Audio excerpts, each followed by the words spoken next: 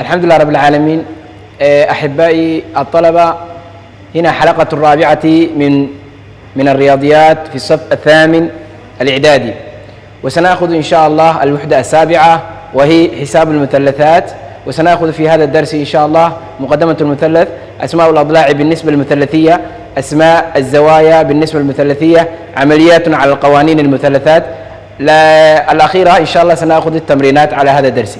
أهدافنا الدرس إن شاء الله سيكون بعد انتهاء هذا الدرس أن يقدر الطالب يميز أضلاع المثلث والزوايا، يبحث طول الضلع المجهول باستخدام نظرية فيثاغوريس، يفرق زوايا جيب الزاوية وجيب توام الزاوية وظل الزاوية، يحلل المسائل على المثلثات. سنبدأ إن شاء الله مقدمة المثلث. أعزائي الطلبة، أخذنا مقدمة المثلث في دروسنا الماضي في وحدة الثانية في هندسة، أخذنا وسنتذكر ما هي المثلث أو تعريف المثلث ما هو. المثلث كما نعلم أن المثلث له شكل، له 3 أضلاع و3 زوايا و3 رؤوس. زواياه قياس زواياه 180 درجة. أبنائي سيدان حسوسنا هore waxaan u soo qaadan wixdadii labaad inuu yahay saddex xagalka ama saddex dhinaclaha ama sida loo yaqaano مثلثka saddex geesoolaha. waxaan ku soo qaaday waxa loo yaqaan waa shakli ama qaab ama shaxan leh saddex dhinac iyo saddex xaglood iyo saddex madax leh. xaglihiisa guud marka la soo geeyana waxay noqdaan 180 noqdaan. noocyo ayaan u soo sameynay ama noocyo ayuu leeyahay sida loo yaqaan muctarifka ah. nooca koowaad waxa loo yaqaan mid isla eka dhinacyadiisa مثلث متساوي الأضلاع أو مثلث متساوي الساق sida loo yaqaan labada magac ba asiga leh mid labadiisa dhinac saddexdii dhinac uu leeyahay bay isla eg tahay. waa مثلث أضلاع متطابقة وزواياه متساوية. waa mid saddexdiisa dhinac isla eg tahay xaglihiisna isla eg yihiin, saddexdooda si toosan si isla eg ayay xaglihiisa yihiin. kan labaad waxaa loo yaqaan مثلث متساوي الضلعين mid laba dhinac isla eg tahay ayaa loo yaqaanaa dhinacna uu kaga duwan yahay labada kale.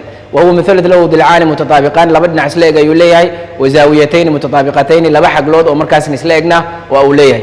مثلثka saddexaad waxaa loo yaqaanaa مثلث مختلف الأضلاع waa midka ay kala duwan yihiin dhinacyadiisa. وهو مثلث أضلاعه مختلفة وكذلك زواياه مختلفة. saa darteed مثلثka ama saddex xagalkaasi dhinacyadiisuna way kala duwan yihiin, xaglihiisana sidoo kale way kala duwan yihiin. sawirka meesha inooga muuqanaya waa midka koowaad ugu horeeya waa midka isla egyihiin xaglihiisa. maxaa ku dhinacyadiisa maxaa ku garanaysaa dhinacyadiisna isla egyihiin hal diilin ayaa ka wada dhexaysa, hal diilin ayaa loo sameeyey inay isla egyihiin.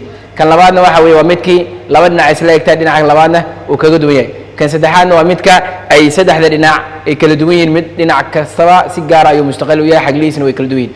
haddaan cashirkeenna marka maanta u imaano oo xisaab المثلثات oo loo yaqaano النسبة المثلثية يعتبر المثلث قائم الزاوية. cashirka inta badan wuxuu diiradda ama focus ka saaraa laba noocyada hadda aan soo sheegnay. nooca koowaad ee markastaba aad u isticmaalka badan ayaanu fiirinaynaa wuxuu yahay يعتبر المثلث قائم الزاوية midka xagasha toosan ama xagasha fiiqan leh ee 90ka. أكثر أنواع المثلثات ومidka ugu badan مثلثaadka noocyada أهمية في علم الحساب المثلثي oo lagu barto cilmiga loo yaqaano xisaabta مثلثka الذي kaasoo la يختصر aanan ku ekayn faqad kaliya على حساب المثلثات قائمة الزاوية. kaas kaliya kuma eka مثلثaad kale inuu yahay zaawiya qaa'ima kaliya. dhinacyada marka haddii مثلثkii oo laan tilmaamnay ama aan sawirnay مثلثkii oo loo yaqaano مثلث قائم الزاوية. مثلث قائم الزاوية أبنائي sida u jeedaan مثلث قائم الزاوية sida u jeedaan sawirka shaxanka ama meesha inoo muuqanayo waa مثلث leh baa la yidhi xagal 90. xagal 90ka waa meesha inoo muuqanayso.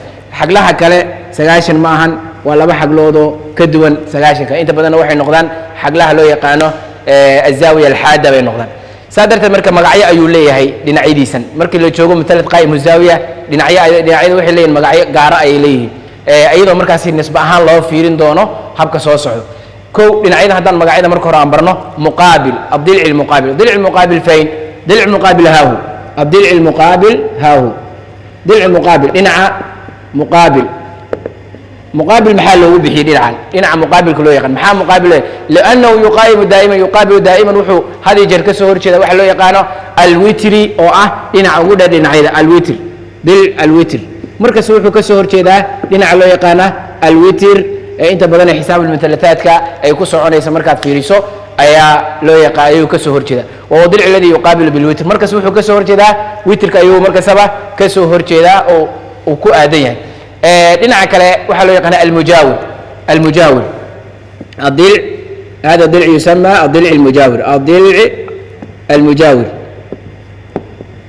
المجاور maxaa mujaawir loogu bixiyay wuxuu markastaba darisasna leeyahay dhinaca loo yaqaano witirka ayuu daris leeyahay dhinaca witirka ayuu markastaba asigana daris leeyahay waa witir maxaa la yiraahdaa waa dhinacyada ugu dheer saddexda dhinac maadaama ay kala duwan yihiin dhinaca ugu dheer dhinacyada waxa loo yaqaanay xagasa 90ka inta badan wuxuu ku aadan yahay dhinaca witirka aad ku garan kartaa xagasa 90ka ayuu ku aadan yahay xagasa 90ka markay sidaa tahay waa dhinaca ay ku fadhida ama dhinaca ay ku aadan tahay ayaa waxa loo yaqaanaa adilcu alwitr loo yaqaana sida darteed marka sida arkaysaan waxa inoogu xigay maadaama dhinacyada aan baranay waxaan rabnaa inaanu fahanaa dhinacyadani waxa ka dhashay sida ogsoontiin laba dhinac ka soo isku yimaada waxa ka dhashay xagal baa ka dhalata maadaama xagal ay ka dhalata xaglahan magacyadooda ayaan rabnaa si toos ah inaan u fahanno si aan u ogaano dhowti an-nisba al-muthalathiyya ama xisaab al-muthalathaatki si inoogu fudaato dihinkeena ama maskaxdeena ay ugu soo dadegto kow dhinaca waxa la yiri muqaabilka iyo witirka iska jaraan dhinaca muqaabilka iyo witirka iska jaraan waa dhinacaas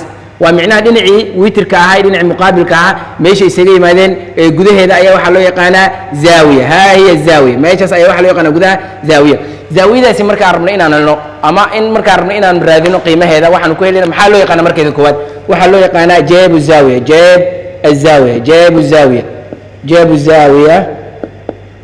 jeebu zaawiya ayuu carabigu u yaqaanaa halka laatiinka u yaqaano sin u yaqaano jeebu zaawiya waxaan ku heli karnaa dhinaca muqaabilka aan u qaybinay dhinaca witirka waxaan leenahay jeebu zaawiya tusaawi jeeb الزاوية تساوي waxay la egtahay jeebu zaawiya waxay la egtahay waxaan leenahay muqaabil على الوتر okay jeebu zaawiya marka waxaan ku helaynaa muqaabil على الوتر baan ku heli karnaa sidaan u jeedno jeebu zaawiya okay jeeb tamaam zaawiya waxaa jira magac jeebu zaawiya oo loo yaqaan jeebu tamaam zaawiya jeebu tamaam zaawiya waa ka jeebu tamaam zaawiya jeeb tamaam الزاوية jeeb tamaam zaawiya waxay ka dhalataa iyadan waxay ka dhalataa dhinaca loo yaqaano mujaawirka iyo dhinaca loo yaqaano witirka ayay ka dhalataa jeeb tamaam zaawiya jeeb tamaam الزاوية waxay ka dhalataa baan nahnay mujaawir على الوتر mujaawir على الوتر okay ظل زاوية soo haray ظل زاوية waa maxay waa xagasi 90 ka ahayd isaga ka dhalan jirtay dhinacii dilci muqaabil iyo dilci mujaawir xagashi ka dhalan jirtay ayaa waxa loo yaqaanaa ظل زاوية ظل زاوية baa loo yaqaanaa ظل زاوية saa darteed iyadana waxay ka dhalataa baa la yiri muqaabil oo aan u qaybinay al-witru muqaabil oo aan u qaybinay witir bay ka dhalataa saa darteed abnaayi أعزائي الطلبة سنوغانو عشر كينا نوصي سعنا مثالك كو عدانو فيرنو وحنا لسي شعور كشحن كماش هورتينا كموقنية وكو قرية مقاعيدي باكو قرن ويتر كنا كمقابل كان مجاور سادرتد سور كلا oo asna aan magaci ku qoran laakiin xisaab ahaan uu qoran ayaa meesha hooseeyna uu qoran lagu raadinayo jeeb tamaam zaawiya jeeb zaawiya iyo dhil zaawiya waad u jeedaan qaacidooyinka adoo raacaya dil adoo soo saaray jeeb zaawiya wax lagu helay maxaan ku helnaa baanane dilc muqaabil oo loo qaybiyay dilc witr baan ku helinaa halka kale aan ku heli karno jeeb tamaam zaawiya aan ku helin idane dilc mujaawir oo loo qaybiyay dilc al witr sidoo kale waxaan ku helnaa dil zaawiya idan waxaan ku heli karnaa baanane waxaan ku heli karnaa مقابل أو لو قيبي عفوا مقابل أو لو قيبي المجاور ما يشاس حقا أخطاء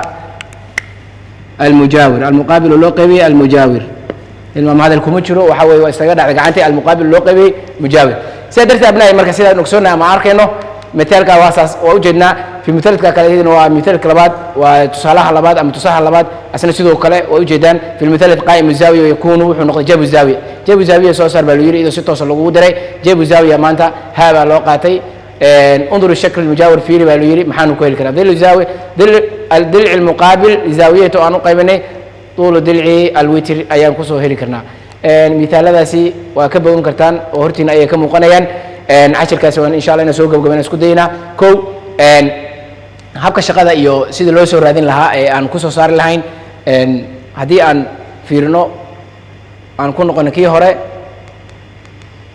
suuqa mithaladka markuu sawiran yahay kaasi wuxuu aad barashadii dhinacyadii iyo ay xaglihii mithaladka waa inoo sawiran yahay waa ka مثال كان واحد يري وحول مدي 4 كان وحول مدي 5 كان 3 ولا مدي مركز قالوا يرادي جاب زاوية رادي جاب زاوية رادي مرة ديروا يرادو جاب زاوية رادي بالوي جاب زاوية مركز رادي المحل لنا جاب زاوية وقاعدة وين مسكحة وين هاي إن لو هل مقابل اللو قبي وتر مقابل فين ها هو فينال وتر وحلنا مركز 4 على 5 أي لم ينتهي جاب الزاوية وحي مركز لو اللي سوق بيكسر بحية كذا النساء سيدرتيد 10 كينن وسوق بجبي سننا تمرين كاس إن شاء الله وكسر شقيننا وسدح ذا حبو سدح ذا حبو سؤال شكود وحلو يري مثال مثلث قائم زاوية مثلث حقل توصل أما حقل سجاشنا له طوله ضلع ويتركا لنا ويتركا يا وحلم ده 5 سنتيمتر لنا مقابل كان 4 سنتيمتر وطول المجاور محلم ده هاي 3 سنتيمتر أوجي صوصة بالنسبة المثلثية من الزوايا نسبة المثلثية من الزوايا سدح ذا قابك لو صار لا عيال الغاربة وحول يبين قيمة الزاوية التي تقع بين المقابل والوتر عدي قيمها الرسمية دبت نقول تكرا إن حاجة أود حيسا إن حاجة أود حيسا مقابل كأيوه وتر كأود حيسا صار بالي سوير كاس بعد استعمال إسرائيل دوير هذا في مركزي سين قيمة سؤال سدحات أم سؤال اللباد به سؤال سؤال ورا إسرائيلي سؤال سدحات واحد ويري سم أنواع المثلث الآتية مقعد إذا بل إن فانتين كلا إسكودي والله سبحانه وتعالى أعلى وأعلم.